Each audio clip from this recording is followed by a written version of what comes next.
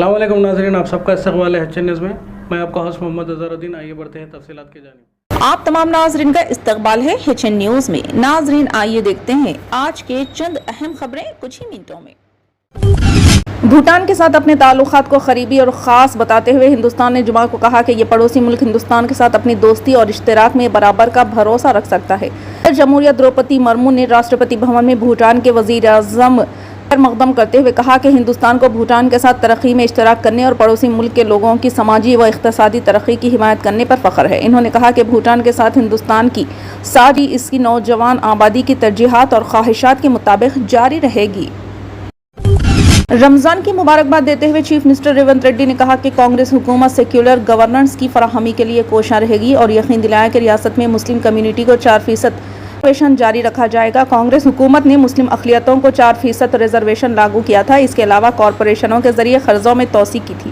یہاں ریاستی حکومت کی طرف سے منعقدہ افطار پارٹی میں کہا کہ کانگریس حکومت اقلیتوں کی بہبود کے لیے اچھے پروگرام متعارف کرائے گی۔ افطار پارٹی میں MIM پارٹی کے صدر بیرسٹر اسد الدین اویسی، محمد علی شبیر، جعفر حسین میرات، ڈپٹی چیف منسٹر اور دیگر موجود تھے۔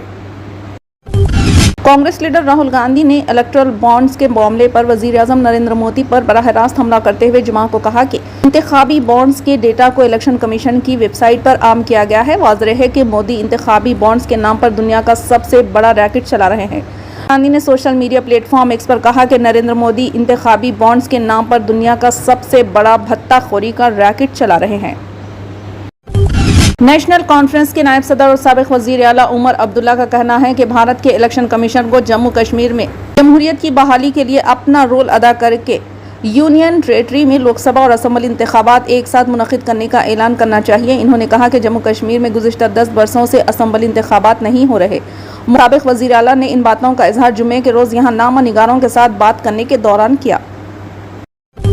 کانگریس نے مودی حکومت کے انتخابی بانڈ جاری کرنے کے فیصلے کو لوٹ کی پالیسی قرار دیتے ہوئے کہا کہ یہ BJP کا خزانہ بھرنے کے پیسہ کمانے اکٹھا کرنے کی دھندا لو کی اس کی پالیسی ثابت ہوئی ہے۔ کانگریس کمیونیکیشن ڈپارٹمنٹ کے انچارج جے رام رمیش نے الیکشن کمیشن کی جانب سے سیاسی پارٹیوں کو الیکٹورل بانڈز کے ذریعے ملنے والی عطیات کی فہرست کو عام کرنے کے جواب میں کہا۔ حکومت کے الیکٹورل بانڈ پالیسی نے واضح کر دیا ہے کہ اس نے ان کمپنیوں اور افراد کو کام دیا ہے جنہوں نے انتخابی بانڈز کے ذریعے BJP کو چندہ دیا۔ سپریم کورٹ نے دسمبر 2023 کی ترمیم شدہ قانونی دفاع جس میں چیف جسٹس کی جگہ کسی مرکزی وزیر کو تعینات کرنے کی سہولت فراہم کی گئی ہے کے تحت متعدد الیکشن کمشنروں کی تقرری پر فوری روک لگانے کی درخواستوں کو مسترد کر دیا۔ جمعہ کو اختلاف رائے پر عدالت نے کہا کہ وہ اس معاملے کی سماعت 1 مارچ کو کرے گی۔ 2 الیکشن کمشنروں کی تقرری پر روک لگانے کی درخواست پر جسٹس سنجیو کھنہ، دیپا دتا اور آکسیٹن جارج مسیح پر مشتمل بینچ نے کہا کہ یہ معاملہ پہلے ہی 2 بار سپریم کورٹ کے سامنے آ چکا ہے۔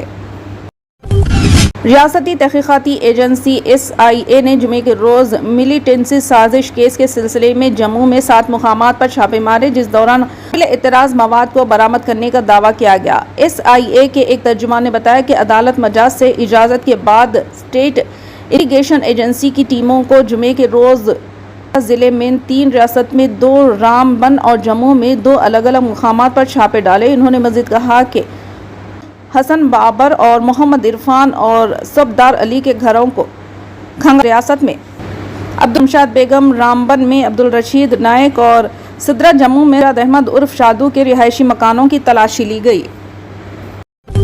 فی الحال کے لیے اس خبر نامے میں بس اتنا ہی۔ دیکھنے کے لیے آپ کا بہت بہت شکریہ۔ اگر آپ نئے ہیں اس چینل پر تو سبسکرائب ضرور کر لیں اور بیل آئیکن کو بھی دبا لیں تاکہ ہماری مزید اور بھی اپڈیٹس آپ تک پہلے ملیں۔